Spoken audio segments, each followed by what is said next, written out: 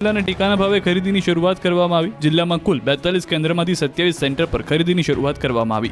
મગફળી 1452 પ્રતિમણના ભાવે, સોયાબીન 1065 પ્રતિમણના ભાવે ખરીદી કરી રહી છે સરકાર।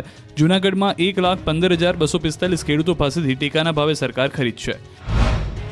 તો જામનગર જિલ્લામાં ટેકાના ભાવે મગફળી ખરીદીનો પ્રારંભ થતાં ખેડૂતો ખુશ થયા।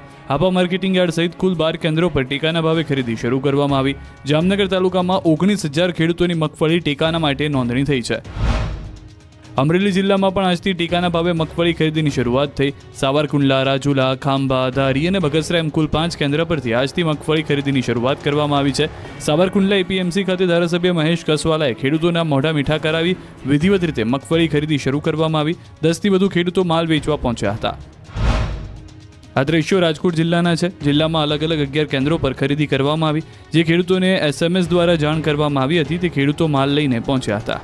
પારદર્શિતા જાળવવા માટે તમામ ખરીદ કેન્દ્રો પર સીસીટીવી કેમેરા પણ લગાવવામાં આવ્યા। રાજકોટના જૂના યાર્ડ ખાતે પ્રથમ દિવસે વ્યવસ્થાના ભાગરૂપે 3 જેટલા વાહનો મંગાવવામાં આવ્યા છે। આ તસવીર ગીર સોમનાથની છે। વહેલી સવારથી ખેડૂતો ટેકાના ભાવે માલ વેચવા માટે 3 કેન્દ્ર પર પહોંચી ગયા હતા। 10 વાગ્યાના મુહૂર્તમાં ખરીદી શરૂ થઈ। તમામ કેન્દ્રો પર આજે 5 ખેડૂતોને બોલાવાયા। આ બાજુ ભાવનગર જિલ્લામાં આજથી ટેકાના ભાવે મગફળી, અડદ, મગ અને સોયાબીનની ખરીદી પ્રક્રિયાનો પ્રારંભ થયો। જિલ્લામાં ભાવનગર, મહુવા, ગારિયાધાર, તળાજા અને પાલીતાણા એમ 5 એપીએમસી સેન્ટરો પર ખરીદી શરૂ થઈ। સીસીટીવી, વજન કાંટા અને પાણીની વ્યવસ્થા સાથે ખરીદી શરૂ કરવામાં આવી। પ્રથમ દિવસે ખેડૂતોને ફોન દ્વારા બોલાવવામાં આવ્યા। પોરબંદર માર્કેટિંગ યાર્ડમાં ટેકાના ભાવે ખરીદીનો પ્રારંભ કરવામાં આવ્યો। પોરબંદર માર્કેટિંગ યાર્ડ ખાતે કેબિનેટ મંત્રી અર્જુન મોઢવાડિયાએ ટેકાના ભાવે મગફળી ખરીદી પ્રક્રિયાને પ્રારંભ કરાવ્યો। પોરબંદરમાં કુલ 35,106 જેટલા ખેડૂતો દ્વારા ટેકાના ભાવે મગફળીનું રજીસ્ટ્રેશન કરાવાયું છે। પ્રથમ દિવસે 3 જેટલા ખેડૂતો ટેકાના ભાવે મગફળી વેચવા માટે આવ્યા પોરબંદર માર્કેટિંગ યાર્ડ ખાતે પહોંચ્યા હતા।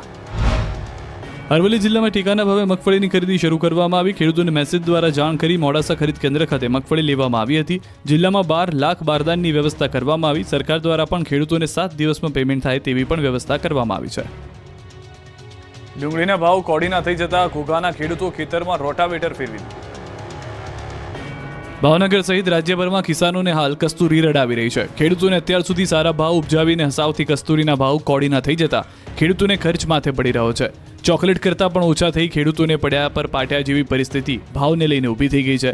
ત્યારે યાર્ડમાં ડુંગળીના 2.5 થી 5 રૂપિયા કિલો ભાવ મળતા ખેડૂતોમાં રોષ ફાટી નીકળ્યો। ઘોઘા તાલુકાના કુકડ ગામે ખેડૂતે ડુંગળીના ઊભા પાક પર રોટાવેટર ફેરવી દીધું। મહામહેનતે તૈયાર કરેલા પાક પર રોટાવેટર ફેરવી પાકનો નાશ કરી દીધો। 50%થી વધુ પાક માવઠાથી બગડી ગયો।